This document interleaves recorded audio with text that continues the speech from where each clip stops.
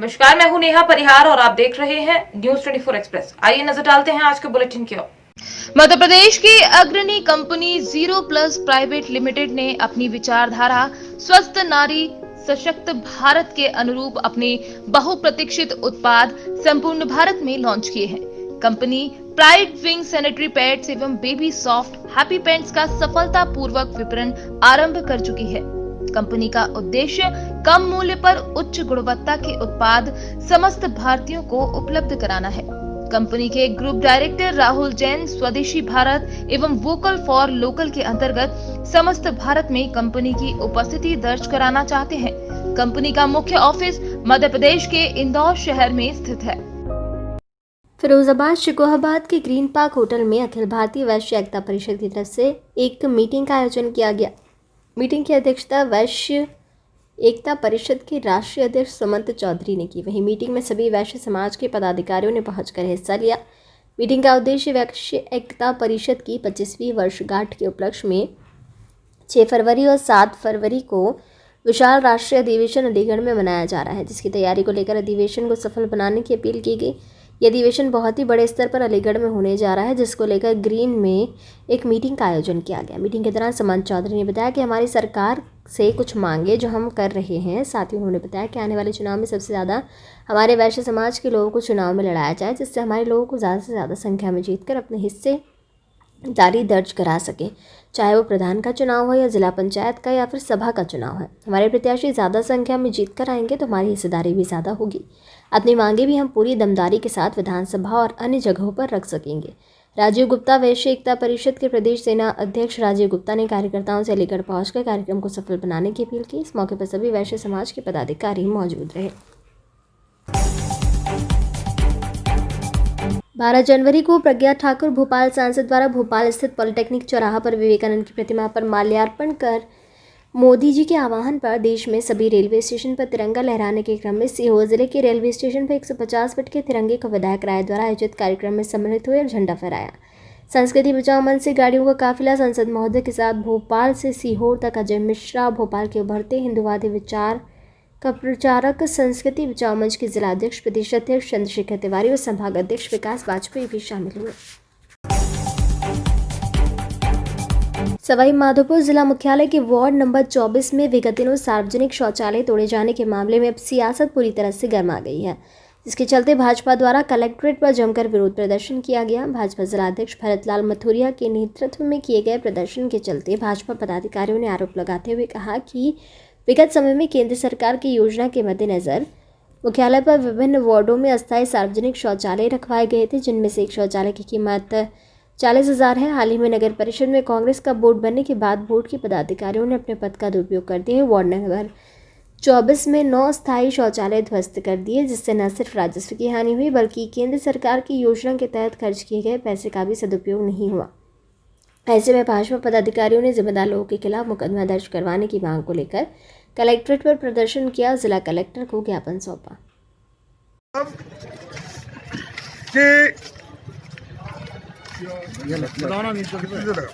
भारत सरकार ने स्वच्छ भारत मिशन के तहत पूरे हिंदुस्तान में जहां पर कच्ची बस्ती है, जिनके पास शौचालयों की व्यवस्था नहीं है, जिन गरीबों के पास, ऐसे सभी जगह पर स्वच्छ भारत मिशन के तहत भारत सरकार ने बायोमेट्रिक शौचालय की व्यवस्था की है। एक बायोमेट्रिक शौचालय की कीमत 40 से 45 हजार रुपये है। इसी क्रम में सवाई माधोपुर नगर परिषद क्षेत्र में नगर परिषद के द्वारा उन बायोमेट्रिक शौचालयों को वार्ड नंबर 24 शहर रामद्वारा शमशान घाट के रास्ते में लगाया गया, जहां पर गरीब 9 बायोमेट्रिक लगाए गए, जहां पर गरीब तबके के लोग निवास करते हैं, उनके पास शौचालय की व्यवस्था नहीं है, वो जंगल में जाते हैं, इसलिए वहां पर 9 शौचालयों की व्यवस्था की गई। अभी नगर परिषद चुनाव के बाद में उन बायोमेट्रिक शौचालयों को वहां पर जो चुनाव हुए नगर परिषद के, वहां से कांग्रेस के वार्ड पार्षद के रूप में चुनाव लड़ा अली मोहम्मद ने उस अली मोहम्मद ने जो वाइस चेयरमैन अभी नगर परिषद में, इन्होंने अपने मैनिफेस्टो में, ये मैनिफेस्टो है, इस मैनिफेस्टो में साफ दर्शाया कि हम, अगर मैं वार्ड का मेंबर बना तो मैं बायोमेट्रिक शौचालय को वहां से हटवा दूंगा। और वो अब नगर परिषद में वाइस चेयरमैन है अली मोहम्मद। जैसे अली मोहम्मद जी वाइस चेयरमैन बने, उन्होंने अपने पद का प्रभाव का दुरुपयोग करते हुए नगर परिषद से ईओ और राजस्व अधिकारी सीमा मीणा और उसकी एएन नीलम कोठारी, इन सबसे की सहमति से ये सब यहाँ पर इन्होंने नगर प्रशासन जेसीबी भेजी और जेसीबी से उन बायोमेट्रिक शौचालयों को ध्वस्त कर दिया। अब आपकी डिमांड क्या है? हमारी डिमांड ये है कि नगर परिषद आयुक्त, चेयरमैन, वाइस चेयरमैन, राजस्व अधिकारी और उसकी जो प्रभारी है एएन नीलम कोठारी, उनके खिलाफ मुकदमा दर्ज किया जाए और वाइस चेयरमैन और चेयरमैन को पद से मुक्त किया जाए। उनके खिलाफ मुकदमा दर्ज हो, एफआईआर दर्ज हो, ये हमारी डिमांड है। 3,60,000 का नुकसान किया, राजस्व नुकसान किया है कांग्रेस ने सोची समझी रणनीति के तहत, और उन्होंने अपने मैनिफेस्टो में लिखा है। इसलिए यह षड्यंत्र है और राजस्व का नुकसान हुआ है। भारत सरकार की योजना को इन्होंने, कांग्रेस के इस बोर्ड ने भारत सरकार की योजना को जेसीबी से ढा दिया। इसलिए उसको, उनके खिलाफ मुकदमा दर्ज हो, इनकी गिरफ्तारी हो और राजस्व की उनसे वसूली हो। उज्जैन के बगलामुखी धाम में 5 दिवसीय मां प्रत्यंगिरा देवी यंत्र स्थापना और महायज्ञ का आयोजन महंत रामनाथ के सानिध्य में किया जा रहा है। यह आयोजन 10 जनवरी से शुरू होकर 14 जनवरी को समाप्त होगा। महायज्ञ आयोजन में घट स्थापना के साथ ही सांस्कृतिक कार्यक्रम भी होंगे। महंत पीर रामनाथ ने बताया कि मां प्रत्यंगिरा भी देवी का स्वरूप है, जिनका मुख तो सिंह का है, बाकी शरीर भाग नारी का है। विष्णु, दुर्गा और रुद्र का एकीकृत रूप है। भगवान नरसिंह और भगवान शरभ की भीषण युद्ध पर इन्होंने ही रोक लगाई थी। इस कार्यक्रम में शांति हवन, घट स्थापना और संस्कृति आयोजन भी शामिल है। महायज्ञ की समाप्ति पर भंडारे का आयोजन भी किया गया है। क्या रहेगा पूरा यहाँ पर? 9 तारीख से कार्यक्रम शुरू हो गए। माँ प्रत्यंगिरा माता का प्राण प्रतिष्ठा के विषय में, फिर गणेश पूजन 9 तारीख को करवा के, फिर 10 पूरे 5 दिवस का ये पूजन है। माँ प्रत्यंगिरा माता का पूजन, हवन, हवन ये सब चल रहे हैं। आज भी हवन, कल रात को भी हवन, 1 कुंटल 11 किलो का कल रात को हवन रहेगा। माँ प्रत्यंगिरा माता का हवन है। फिर 14 तारीख को सुबह 5:30 बजे भंडारा, वो प्राण प्रतिष्ठा होनी है माता की मूर्ति स्थापना 5:30 बजे सुबह। फिर 11 बजे महाआरती है। फिर भोजन प्रसाद, शहर में सभी संत लोग आएंगे। फिर सब वीआईपी में कौन आ रहे हैं? कितने संत लोग आने की संभावना है? उज्जैन के अंदर कितने भी संत हो, सबको निमंत्रण दिया गया है। 2000 लोगों को, सबको बात काफ़ी संत आएंगे 40 साल में। ये वीआईपी में कोई भी सब पारस जैन जी, सब लोग, जो भी कलेक्टर साहब जो आएगा, सब आएंगे। सीएम साहब को भी निमंत्रण मेल करवाया, सूचना दिया उनको, जैसा प्रोग्राम उनको बने सब आएंगे। बटुक जी इंदौर से करवा रहे हैं,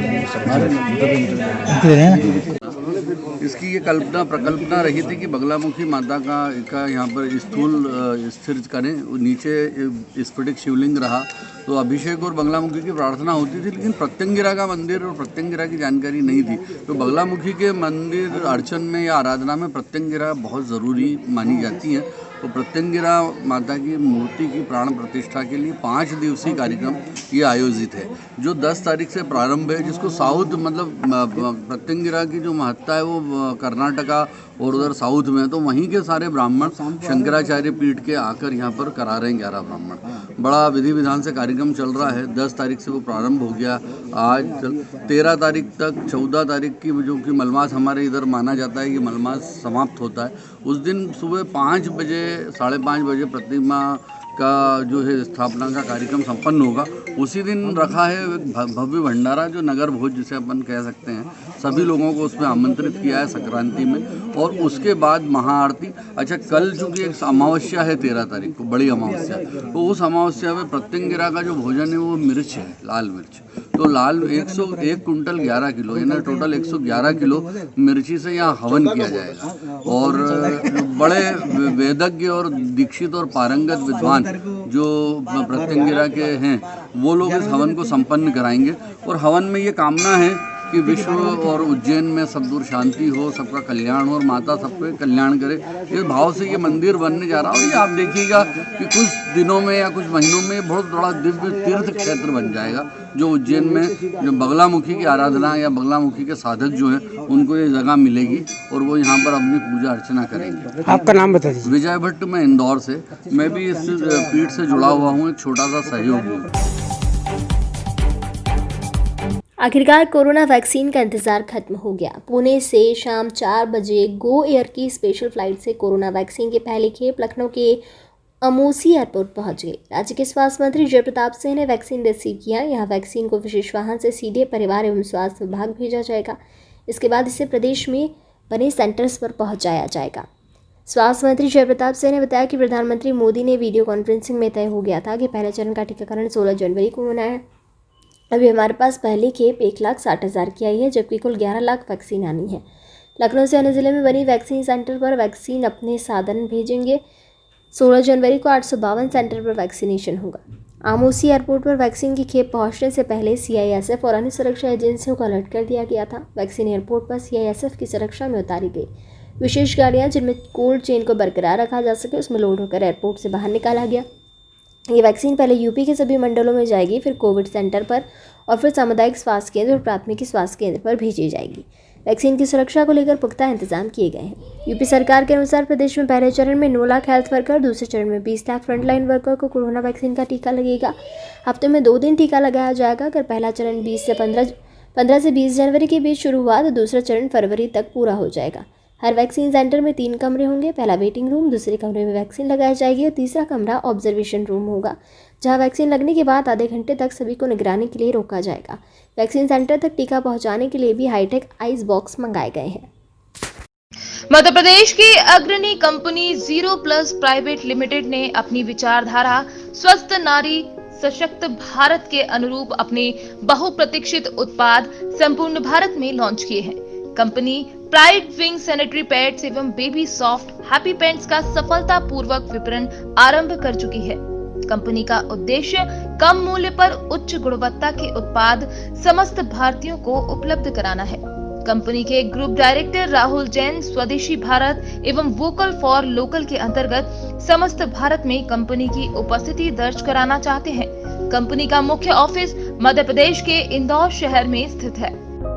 आज के बुलेटिन में फिलहाल इतना ही। बने रहिए न्यूज़ 24 एक्सप्रेस के साथ। नमस्कार।